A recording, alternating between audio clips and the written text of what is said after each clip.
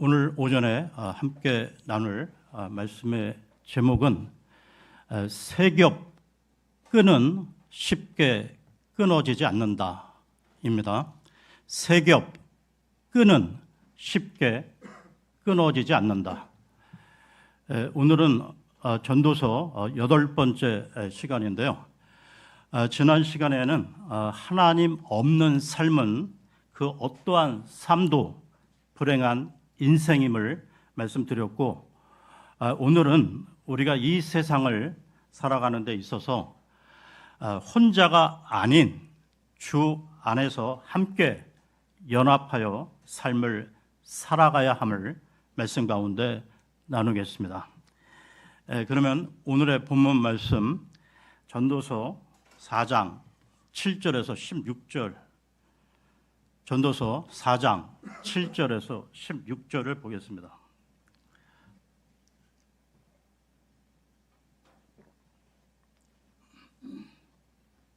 그때 내가 다시 돌이켰으니 내가 해 아래에서 헛된 것을 보았도다. 홀로 있으면서 동반자가 한 명도 없는 누군가가 있는데 진정 그는 자식도 없고 형제도 없도다. 그럼에도 그의 모든 수고에 끝이 없느니라. 또한 그의 눈은 재물들로 만족하지도 아니하나니 그는 누구를 위하여 내가 수고하면서 나의 혼에게서 좋은 것을 앗아가는가 하고 말하지도 아니하는도다. 이 또한 헛되나니 진정 그것은 심한 고역이라. 둘이 하나보다 나으니라. 이는 그들이 자신들의 수고로 인하여 좋은 보상을 얻는 까닭이라. 이는 만일 그들이 쓰러진다 해도 한 사람이 그의 동료를 일으켜 세울 것이기 때문이라. 그러나 홀로 있는 자는 그가 쓰러질 때 화가 있으리로다. 이는 그를 도와 일으켜줄 다른 이가 없기 때문이라. 또 한편 만일 둘이 함께 눕는다면 그때는 그들이 온기를 얻느니라. 그러나 누군가가 어떻게 홀로 따뜻해질 수 있겠느냐. 그리고 만일 누군가가 그를 대적하여 제압한다면 둘이 그를 대항하리라. 그런즉 세 겹으로 된 끈은 속히 끊어지지 아니하느니라. 가난해도 지혜로운 아이는 더 이상 권고를 받아들이려고 하지 아니하는 늙고 어리석은 왕보다 나으니라. 이는 그가 통치하려고 감옥에서 나오기 때문이라. 이에 반해 자기 왕국 안에서 태어나는 자 역시 가난해지느니라. 나는 그를 대신하여 일어설 둘째 아이와 함께 해 아래에서 살아가는 모든 산자들을 숙고하였노라. 모든 백성들의 끝이 없으니 실로 그들 앞에 존재하던 모든 자들의 끝이 없느니라. 이후에 오는 자들도 그를 크게 기뻐하지 아니하리라. 확실히 이 또한 헛되며 영의 번민이라. 오늘 본문에서 솔로몬은 해 아래에서 또 다른 헛된 인생들을 열거하고 있는데요. 4장 7절, 8절 보겠습니다. 7절, 8절입니다. 그때 내가 다시 돌이켰으니 내가 해 아래에서 헛된 것을 보았도다. 홀로 있으면서 동반자가 한 명도 없는 누군가가 있는데 진정 그는 자식도 없고 형제도 없도다. 그럼에도 그의 모든 수고에 끝이 없느니라. 또한 그의 눈은 재물들로 만족하지도 아니하나니 그는 누구를 위하여 내가 수고하면서 나의 혼에게서 좋은 것을 앗아가는가 하고 말하지도 아니하는도다. 이 또한 헛되나니 진정 그것은 심한 고역이라.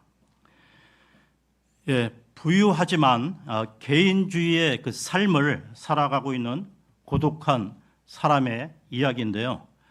이 사람은 돈을 벌기 위해 아침부터 밤늦게까지 끝없는 수고를 하며 많은 돈을 법니다.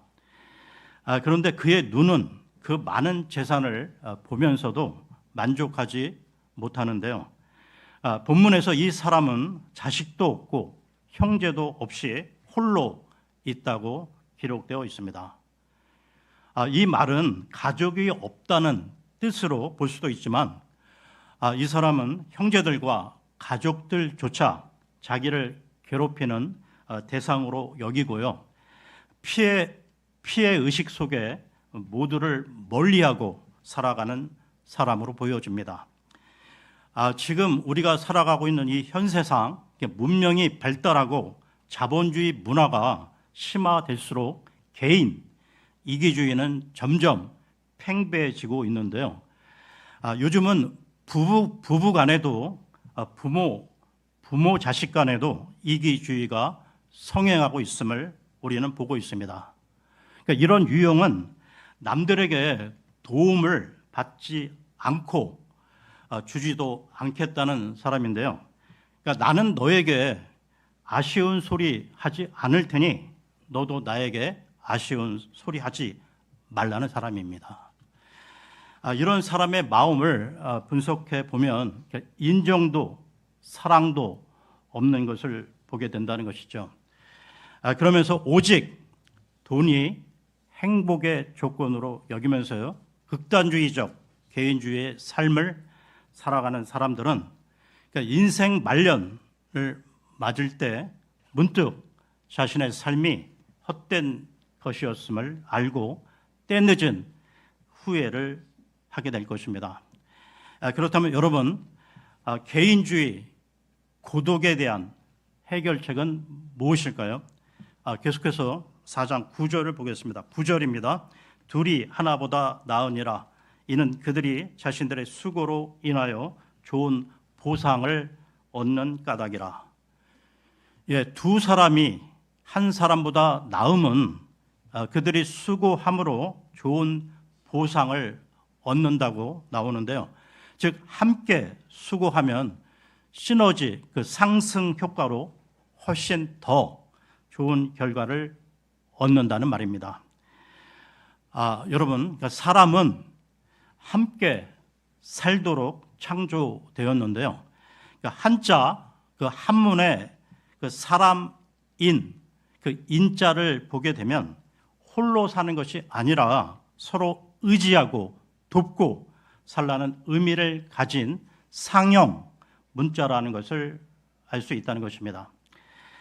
두 사람이 한 사람보다 나음은 하나님께서 처음에 아담, 즉 남자를 만드신 후에 이브, 그러니까 여자를 만드신 이유이기도 한데요.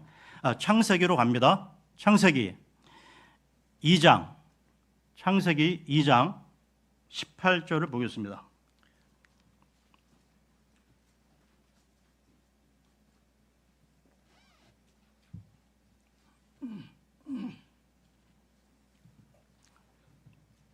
이 장 18절입니다.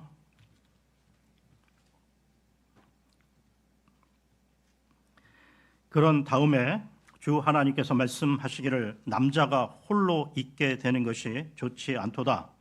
내가 그를 위하여 돕는 배필을 그에게 만들어 주겠노라 하셨느니라. 일반적으로 당연히 둘이 하나보다 나은데요. 그런데 둘이, 그러니까 부부가 맞지 않고 허구한 날 계속 싸운다면 어떻게 되겠습니까?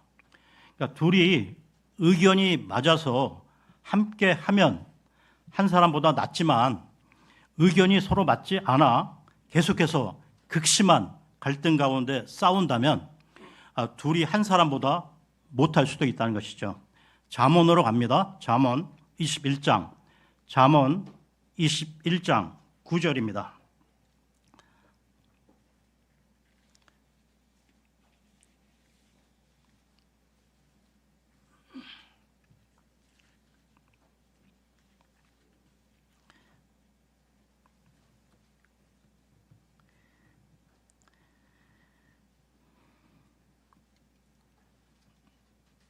잠언 21장 9절입니다. 넓은 집 안에서 말싸움하는 여자와 함께 있는 것보다 옥상의 모퉁이에 거하는 것이 나으니라. 그리고 밑으로 좀 내려오셔서 21장 19절입니다. 다투기를 좋아하며 분노하는 여자와 함께 있는 것보다 광야 가운데 거하는 것이 더 나으니라.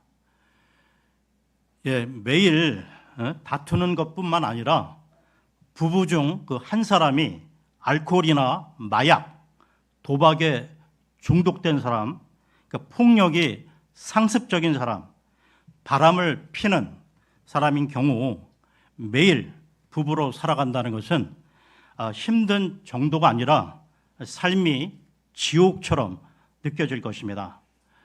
그러니까 둘이 한 사람보다 낫다는 것은 둘이 한 마음, 한 영, 한 믿음이 된 경우를 말하는데요.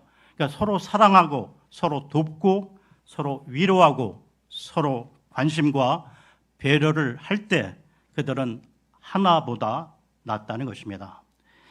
남자가 홀로 있는 것이 좋지 않아 결혼을 했는데 혼자 있는 것보다 더 못하게 됐다면 이건 복이 아니라 불행인 것이죠. 이와 관련해 아모스서로 갑니다. 아모스 3장 3절입니다. 아모스 3장 3절입니다.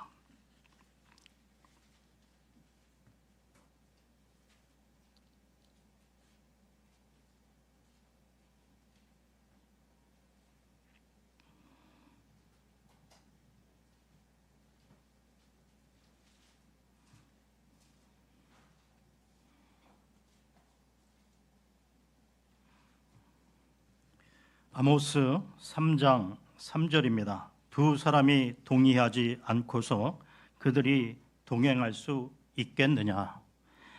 계속해서 이와 관련해 마태복음으로 갑니다. 마태복음 12장 25절입니다. 마태복음 12장 25절입니다.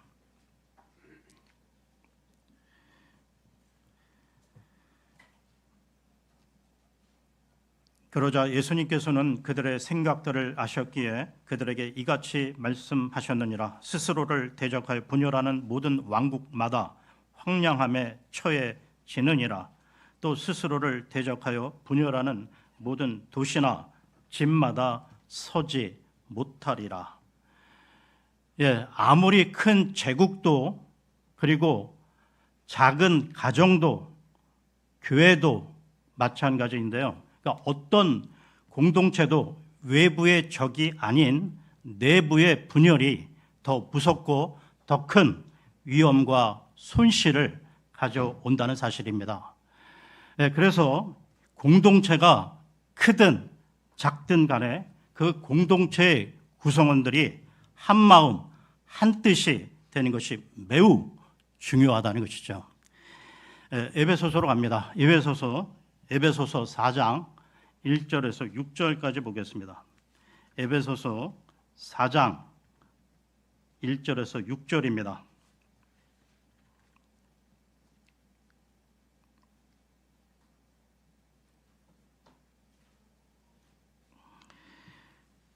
그러므로 주의 속박된 자인 내가 너희에게 간청하노니 너희가 부르심을 받은 그 소명에 합당하게 살아가라.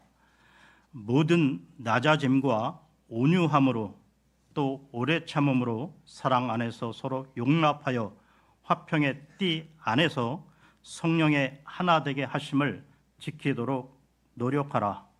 너희의 부르심의 한 소망 안에서 너희가 부르심을 받았으니 바로 이와 같이 한 몸과 한 영이 계시고 한 주와 한 믿음과 한 침례와 한 하나님 곧 모두의 아버지께서 계시느니라. 그분은 모든 것 위에 계시며 모든 것을 통하여 너희 모두 안에 계시느니라. 다음은 로마서로 갑니다. 로마서 12장 5절입니다. 로마서 12장 5절입니다.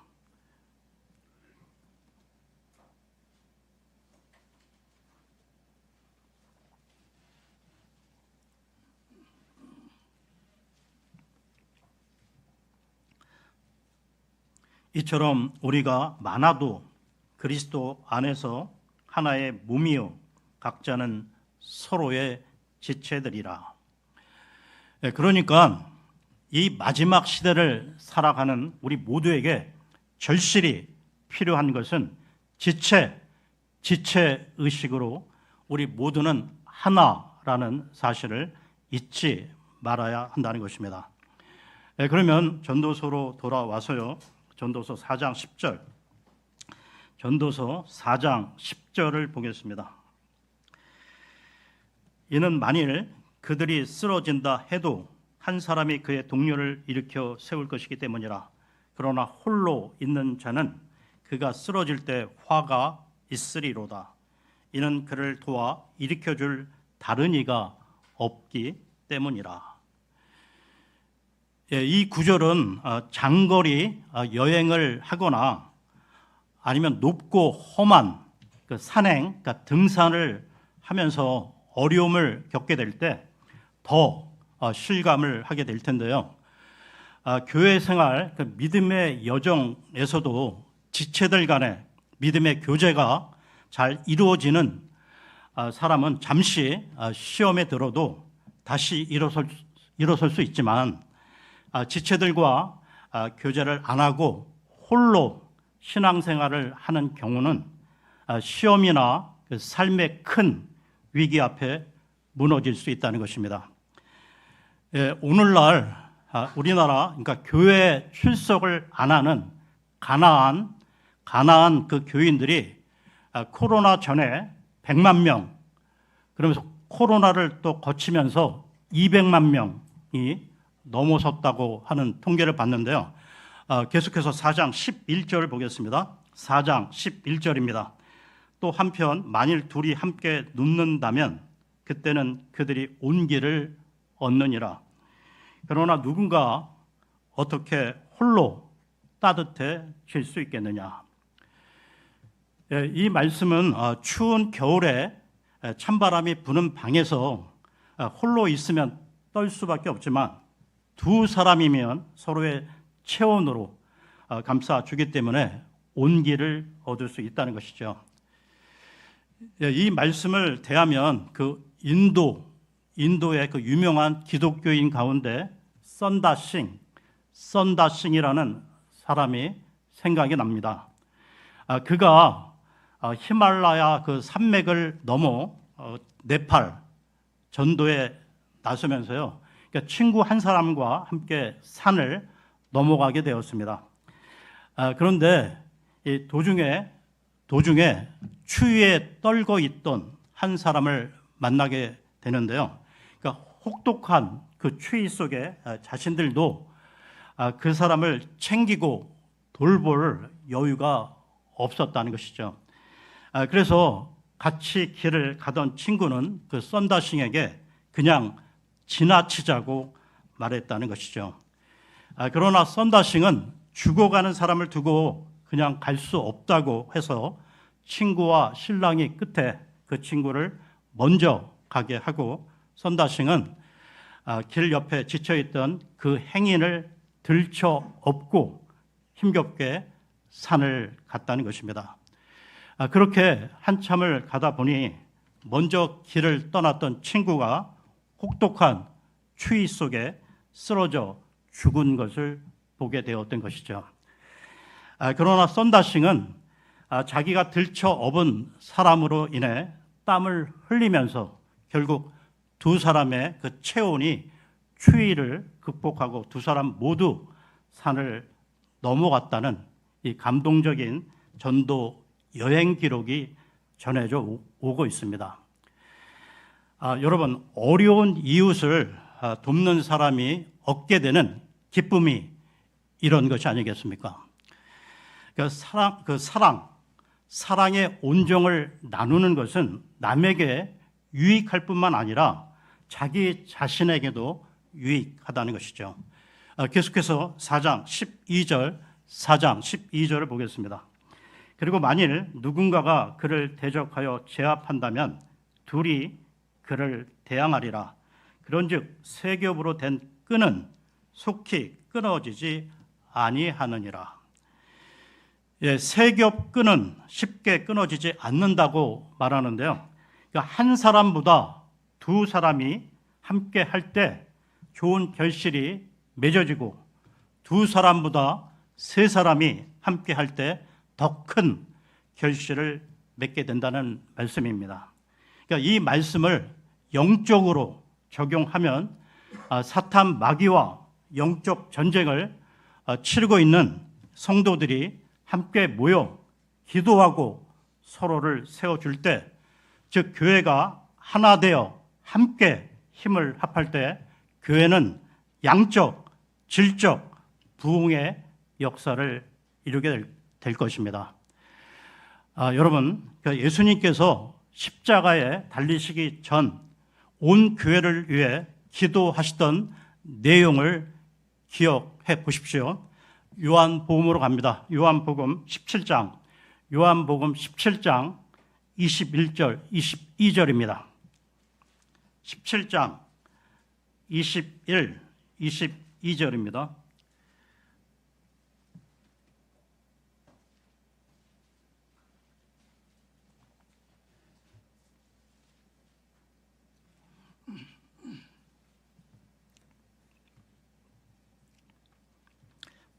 이로써 그들 모두가 하나가 되게 하려 함이니이다.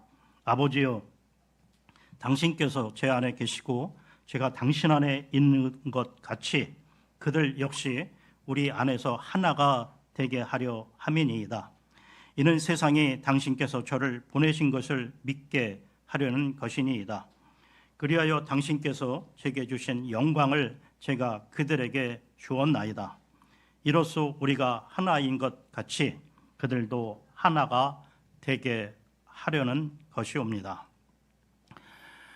하나님 아버지와 예수님이 하나이신 것 같이 모든 성도들도 다 하나 되기를 예수님께서 기도하셨다는 것이죠. 여러분, 그리스도인들은 주님 안에서 한 몸이요 한 가족이라는 것입니다. 그리스도인들이 하나 되어 서로 기도하고 격려할 때 이 악한 세상을 이기고 악의 세력을 이기고 승리의 삶을 살아낼 수 있다는 것입니다. 여러분, 그러니까 그리스도인들이 함께 연합할 때 하나님이 주시는 복과 관련해 시편으로 갑니다. 시편 133편 133편 1절에서 3절까지 보겠습니다.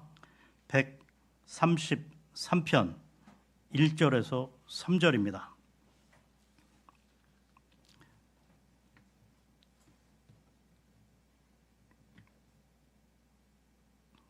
보라, 형제들이 하나 되어 함께 지내는 것이 얼마나 좋고 얼마나 기쁜가. 그것은 머리 위에 있는 귀한 향유와도 같으니 그 향유는 수염 곧 아론의 수염 위로 흘러내려서 그의 의복들의 옷자락들까지 내려갔도다. 마치 헤르몬의 이슬 같고 시온의 산들 위에 내린 이슬 같도다. 이는 주께서 거기에 복을 명령하셨기 때문이니 곧 영원 무궁한 생명이라. 여러분, 그러니까 우리 그리스도인들이 함께 모여 기도하는 곳에 우리 주님께서 함께 계십니다. 또한 함께 모여 전도하는 현장에도 우리 주님께서 함께 하시고요. 또 함께 모여 예배 드리는 곳에 우리 주님이 함께 하신다는 것이죠. 이와 관련해 마태복음으로 갑니다. 마태복음 18장 20절을 보겠습니다. 마태복음 18장 20절입니다.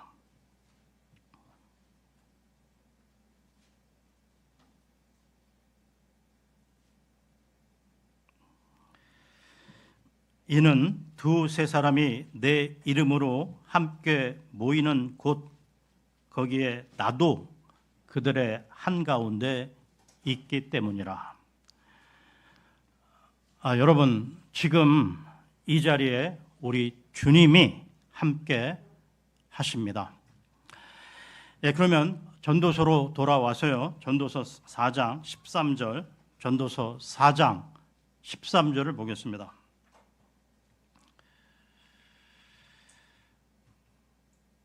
4장 13절입니다. 가난해도 지혜로운 아이는 더 이상 권고를 받아들이려고 하지 아니하는 늙고 어리석은 왕보다 나으니라. 사람들이 보통 세상 권력을 가지면 굉장히 행복할 것처럼 생각을 하는데요. 그러나 이 4장 13절 이하는 권력의 허무함을 말하고 있습니다. 여기에 두 사람이 등장하고 있는데요. 한 사람은 지혜로운 아이. 그런데 여기서의 아이는 어린 아이가 아니라 30세 이하의 젊은이를 말합니다. 그리고 또 한 사람은 권고를 받을 줄 모르는 어리석은 왕입니다. 그러니까 지혜로운 젊은이는 가난하지만 어리석은 왕은 부자이며 권력도 가지고 있는데요. 그런데 지혜로운 젊은이가 늙고 어리석은 왕보다 더 낫다고 말하고 있습니다. 여기서 늙고 어리석은 왕의 그 신원이 밝혀져 있지 않은데요. 솔로몬 자신을 말하는 것입니다. 그러니까 솔로몬은 젊었을 때 지혜가 뛰어난 왕이었고 믿음도 좋았지만 늙어서는 어리석고 죄악의 길을 걷게 된다는 것이죠. 열왕기상으로 갑니다. 열왕기상 11장 3절에서 6절까지 보겠습니다. 열왕기상 11장 3절에서 6절입니다.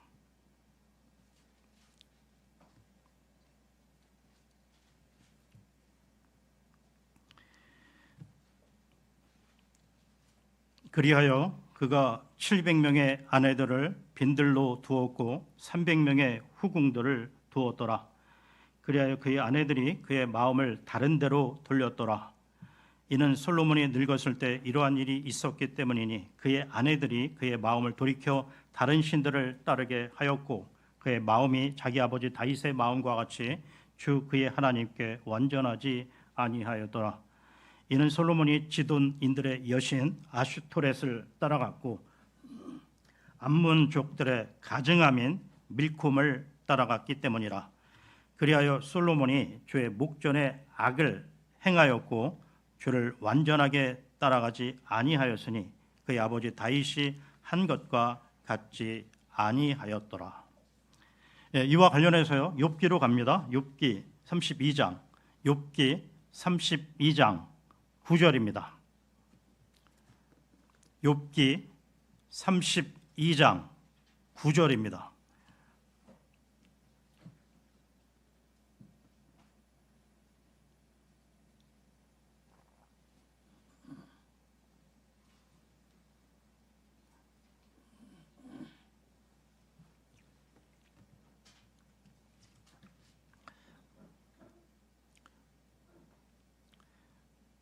위대한 사람들이 항상 지혜로운 것은 아니니이다. 또한 나이 많은 자들이 공의를 알게 되는 것도 아니니이다. 이어서요 시편으로 갑니다. 시편 119편 99절에서 100절입니다. 시편 119편 99절에서 100절입니다.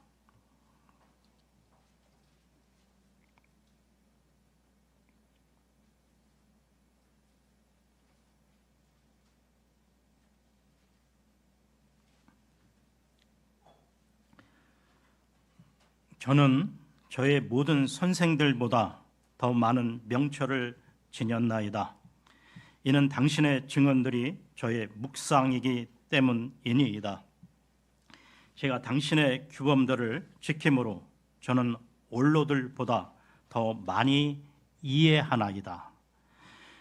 그러니까 인생의 연륜, 경험, 그리고 사람의 가르침보다 주의 말씀과 훈계가 더 뛰어나다는 것이죠. 그러면 전도서로 돌아와서요. 전도서 4장 14절, 전도서 4장 14절을 보겠습니다.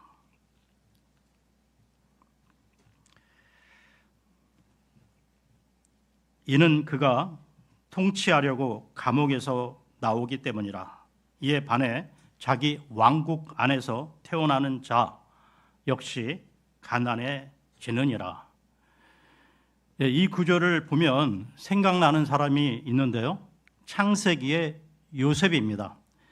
요셉은 17살의 나이에 이집트에 종으로 팔려갔고 그곳에서 그는 또 누명을 쓰고 감옥까지 가게 되는데요. 그러다가 이 감옥에서 나와 하나님이 주시는 그 지혜로 그 이집트 파라오 왕의 그 꿈을 해석함으로 이집트의 총리가 되어 통치를 하게 됩니다. 계속해서 4장 15절을 보겠습니다. 15절입니다. 난 그를 대신하여 일어설 둘째 아이와 함께 해 아래에서 살아가는 모든 산자들을 숙고하였노라.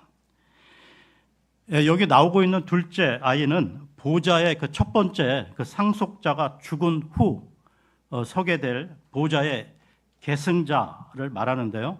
그 계승자, 그 왕을 따르는 백성들의 모습을 깊이 생각하며 바라보았다는 것입니다.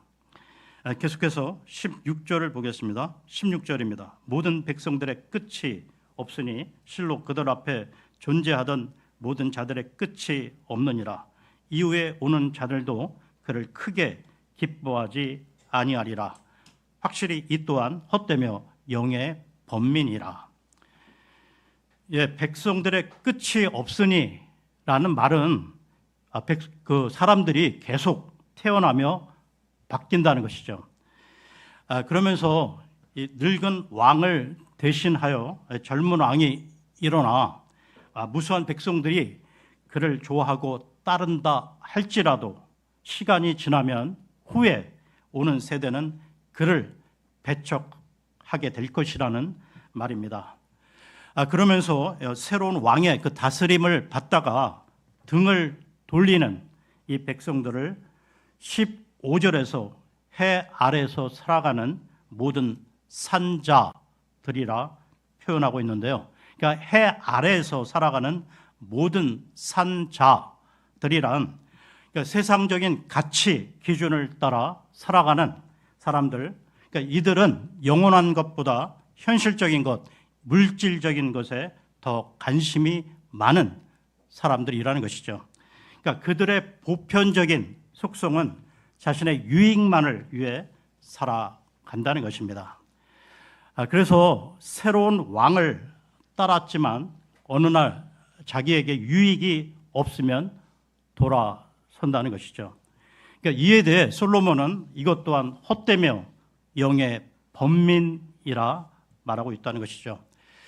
그러니까 세상적인 그 환영과 지지는 영원한 것이 못되기에 그러므로 세상 권력의 유한함을 아는 우리 그리스도인들은 세상에 애착을 두지 말고 오직 주 안에서의 수고만이 헛되지 않기에 주 하나님만 의지하고 동행하는 삶을 살아가야 할 것입니다. 오늘은 여기서 마치고요. 다음 시간에 전도서 5장으로 넘어가겠습니다. 고맙습니다.